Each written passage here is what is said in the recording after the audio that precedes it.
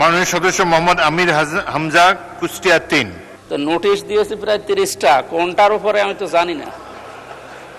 মানে দৈনিক একটা নোটিশ দিবেন।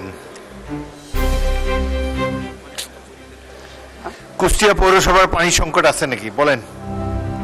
মাননীয় স্পিকার, বাংলাদেশের অন্যতম জেলা কুষ্টিয়ার পৌরসভার পানি নিষ্কাশন যে ব্যবস্থাটা এখন দিন দিন অকেজো হয়ে পড়ার কারণে আমাদের জনদুর্ভোগ চরমে পৌঁছিয়েছে। তা আমি কয়েকবার পৌরসভা কর্তৃপক্ষের সাথে, এখন তো মানে নির্বাচিত মেয়র নেই, এই হিসাবে সরকারের পক্ষ থেকে যিনি দায়িত্বে আছেন তার সাথে এই নির্বাচিত হওয়ার পর থেকে প্রায় 3-4বার বসেছিলাম।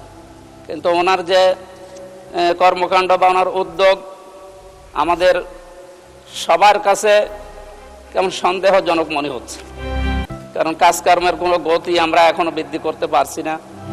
আমরা নির্বাচিত সদস্য হওয়ার পরেও তার কাছে যে সমস্ত বিষয়গুলো পাওয়ার কথা এগুলো না পাওয়ার কারণে জনমনে একটা আমাদের প্রতি ভিন্ন একটা ধারণা তৈরি হচ্ছে।